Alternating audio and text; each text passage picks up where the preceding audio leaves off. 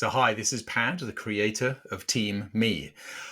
We're going to unpack today another profile, but let's start with a recap of the method that we're using for these profiles. So, why are we returning to archetypes to gain our understanding of an individual's character? Well, archetypes give us a simple and a memorable way to understand key differences between different people and their different personalities. It gives us deep and practical insights into their identity and their behaviors. Archetypes are instantly recognizable. They are immediate and they are really intuitive. And beyond that, they're universal, meaning that they've appeared in every classic story and every ancient myth in every culture there ever has been. These things are deeply ingrained in the human psyche.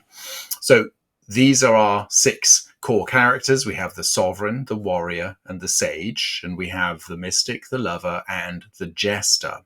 Now, there are three left brain characters and three right brain characters, and the interrelationships between them give us all kinds of dynamics and understandings about why we do what we do the way that we do it. So, what we do every time we have an engagement is that we provide each individual who comes to us with a 2-page summary, a summary profile report. And on this video, we're going to take one real life example and show how we can unpack an individual's profile to identify the intrinsic qualities that they display and explain why they show up the way they typically show up in a situation, and how then that impacts their work, their relationships, their results in life, in the workplace, in their personal lives as well. So I'm going to be using first names just to maintain some anonymity, but let's get into each of these profiles in turn.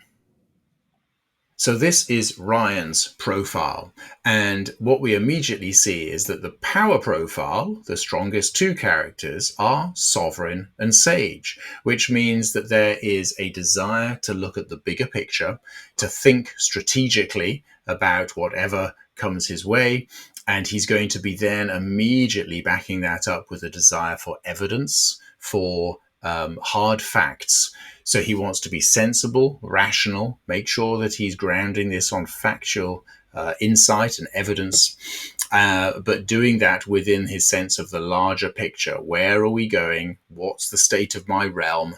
And, what's the bigger picture we are moving towards? What's the future vision that we are chasing up here?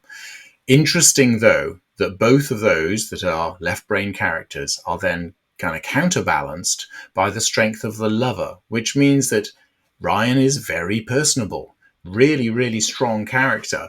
Balancing out his left brain is this desire to connect with real people where they are, to show them that they are valued, to ensure that there's harmony and connection taking place with himself and the others, or the whole team. If there's a whole team of people involved, if somebody looks left out, he will notice them very quickly and will want to bring them in to the fold, so to speak.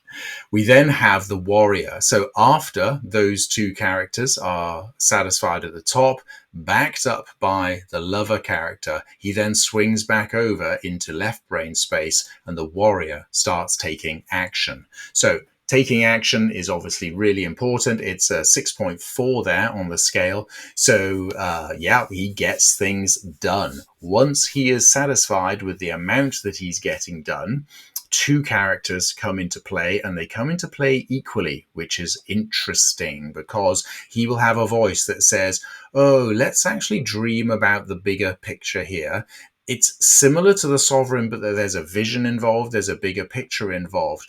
But the mystic is freed from the rational constraints, the process constraints that the sovereign would be bearing in mind, especially backed up by the sage. So this is the one that is free to daydream, to imagine pretty much anything that's out there and to innovate, which is how we see it play out in the engineering world and the business world.